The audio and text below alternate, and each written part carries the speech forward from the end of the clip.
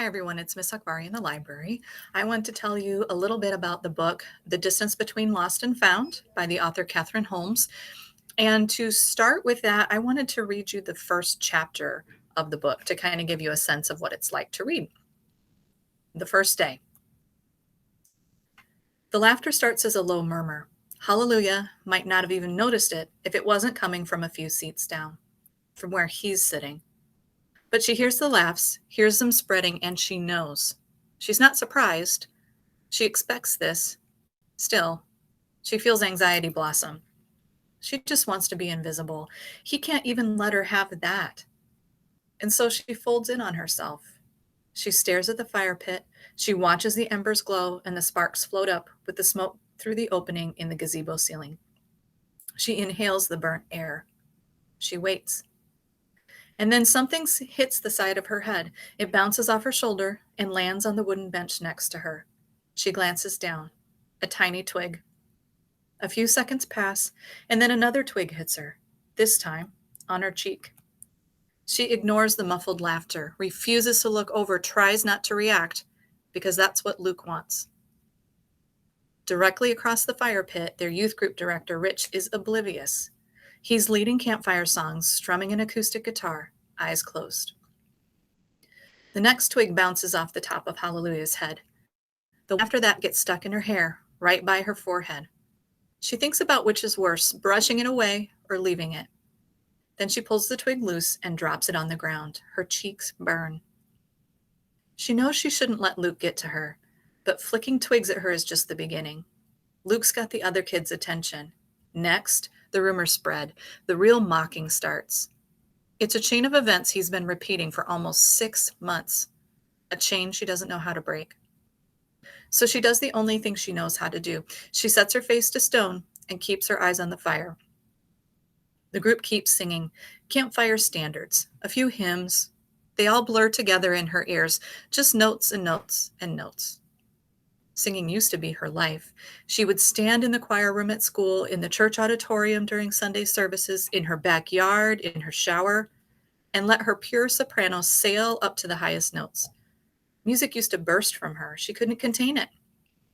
She doesn't sing anymore. She can barely stand to listen. When she's pretty sure Luke is done launching twigs at her, she lifts her eyes and lets her gaze travel around the circle, wooden bench to wooden bench. There are kids from her church, kids from other churches who she knows from past youth group events or from school. Kids she's never met before. They're all clapping, singing, smiling. She doesn't join in. She can't. She doesn't want to be here anyway. She doesn't belong here. She closes her eyes and sees herself the way she used to be.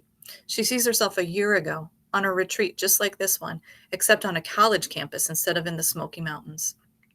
She sees herself sitting with a group of friends, singing every song, cracking jokes, and then she opens her eyes and she's back in this new version of her life, where she's alone and silent and where she is the joke. Rich and his guitar are replaced by the director of hiking with him, a clean-cut 30-something in cargo shorts and Tevas named Jesse. Jesse starts talking about the week ahead, daily hikes, nightly campfire circles, life lessons to be learned. Hallelujah tunes him out. She looks up at the wooden gazebo ceiling.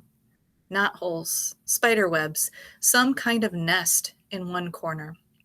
She stares at it, at all the individual bits of brush that make up the whole, an uneven, bristly mass wedged into the cave. She feels uneven and bristly all the time. She thinks about being somewhere else, anywhere Luke isn't, anywhere she doesn't have to keep reliving what happened. And then she hears Luke's voice. She can't tune him out no matter how much she wants to. His voice is in her head. "Hallie, hurry it up," he whistles at her, like she's a golden retriever. She looks around. She's sitting alone. Everyone else has left her sitting there. No one said her name, touched her shoulder to let her know, or maybe someone did, and she didn't hear it, didn't feel it. Now it's only her and the dying fire. Luke, Brad, and Jonah are standing outside the wooden gazebo, the three musketeers. When she turns her head their way, Luke says, "It's like there's no one in there under all that hair." He adds, speaking slowly, "Curfew, remember? You don't want to be late." He's so smug it hurts to look at him. Hallelujah can't believe she ever thought he was cute with his stupid tan and his stupid shaggy brown hair and his stupid chocolate brown eyes. Sorry, she mutters, getting to her feet. It's the only word she says. She follows the musketeers back to the lodge, a few steps behind. Always a few steps behind. So, in that first chapter, we meet the main character. Hallelujah is her name, or she goes by Hallie. And as you probably figured out, Hallie had a very traumatic experience with this kid named Luke, and she's not sure how to deal with it. She hasn't gotten over it, and it's caused a lot of problems in her life. So, friends that she had in common with Luke aren't talking to her anymore. She's kind of all on her own, and she can't really talk about what happened. So, as they're at this retreat in the Smoky Mountains, one of the activities they need to do is to go on this hike, and Hallie does that. She's with a new girl that she doesn't know, and one of her former friends is with her too, and their group gets separated from everyone else, and they're all alone with no way to communicate, stuck on the side of a mountain. So, what I like about this story is it deals with a lot of real life events, like what happens if one of your friends betray you, what happens if you've been traumatized by someone else in some way, and how to stand up for yourself as a victim. And Hallie has to deal with all of that.